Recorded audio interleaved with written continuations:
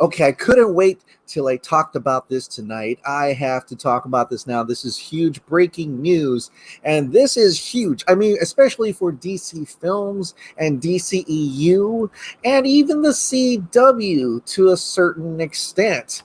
But what am I talking about? Well, I'm talking about Walter Hamada once again doing something that will actually try to bring in the CW part of the DC films. Yeah. Now, you remember back then last year, I think it was last year, how long was it been? But it's when Crisis on Infinite Earths happened and Ezra Miller's Flash met Grant Gustin's Flash. Hello? What the hell is this? In a way to try to bring out the multiverse, right? They talked about it's going to be a huge deal. Jim Lee got in here, Walter Hamada, Greg Berlanti, and they're like, we're going to make sure that this episode is definitely going to show us that everything is canon. Every universe, that world, all canon. They're all together. We're all part of the multiverse. And what that does, it actually opens up other directors to create their own vision without having to worry about the other one. Just like Matt Reeves the Batman, Todd Phillips the Joker, and of course the rest of the DCEU. And, well, now it kind of looks like the CW is even going through some changes as well. I mean, just look at the new Superman and Lois trailer. You're saying you're Superman? Well, we've seen Superman before. We've seen him. I gotta admit, it looks pretty fantastic. The cinematography, the color grading, the way it looks, the way it feels, the music, it actually looks very cinematic and almost Man of Steel, I might want to add. But what's going on? Is that the way the new CW shows are going to look now? I mean, Batwoman Season 2 didn't actually get good grades or good scores, and look at them pretty much the same. Don't kill me, but I made some alterations. To what, the suit? New look. New Batwoman. But Superman Lois looks like it's adding something that has never been done before. And in some cases, this could be a way to try to get into DC films, into looking more like DC films. The Vulcan Reporter, who is very much in the know with the CW and Titans, they've got all the scoops on that. They do have sources within that part of the Berlanti regime, if you will. The Vulcan Reporter did report back in November 24th of 2020 that Superman Lois did add cinematographer Gavin Struthers, I think that's how you say his name, who did The Witcher and Black Sails. Oh, okay, well, that makes sense. No wonder it looks awesome, right? It just looks fantastic. Is the story going to be there? I don't know. But just judging from the trailer, it does look very much like as if it was a DC film. Now, what's even more interesting today is Omri Kea, who actually is a writer from the Vulcan Reporter, tweeted this out just moments ago, talking about DC films and Berlanti Productions. This is what he had to say.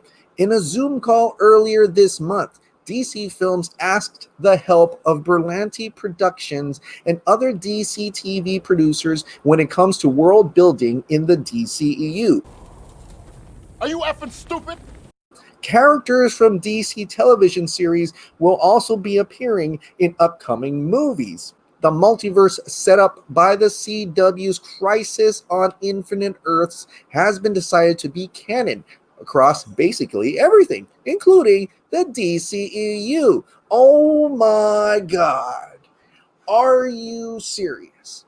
Are you meaning to tell, do you mean to tell me that Mr. Walter Hamada, DC Films president, just pretty much says, I don't know what the I'm doing, let's call Berlanti to help me out?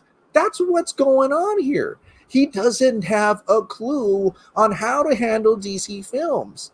This man called up Greg Berlanti to help them with DC films. And now we're starting to look at how that would actually be. A kind of synergistic relationship between DC Films and the CW. And I think the reason why we're seeing some cinematic quality in Superman Lois's now is because of that idea. Now, he said this earlier this month, so it definitely is a newer thing, but I'm pretty sure they were already thinking about that during the time of the CW's Crisis on Infinite Earths. And there was even rumors back then that they were already talking to Berlanti to try to help them out with DC Films. But now, since the call came over to Berlanti's regime side, that's why the Vulcan Reporter picked it up, and that's why we're knowing about it now. But is it going to work? I don't know.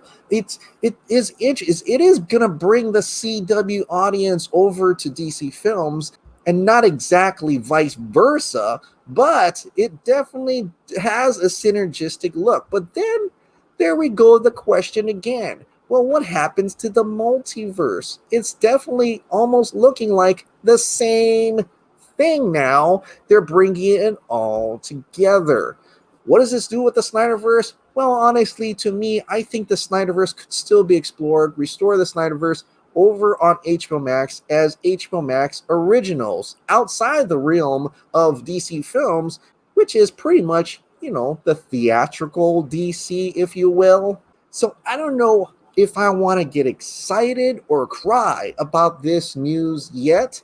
We have yet to see what Greg Berlanti can do with the film budget. But then again, the stories have to be good. The stories have to be great, whether or not it looks awesome. Now, I know a lot of DC Films fans are definitely not going to be excited about this, especially the OG DCEU, and the CW guys will probably be very excited about this if they're all into CW, but maybe they won't like how it's color graded and how it looks now. Who knows? Let's see what happens. But definitely, this is huge news, and if it comes out in the trades, I'll definitely update you more on it. Thank you so much for watching. Like I said, if you absolutely love this daily dose of entertainment news, please click the like button, hit that subscribe, ring that notification bell, keep this hot dog light on, and I'll see you next time. Bye.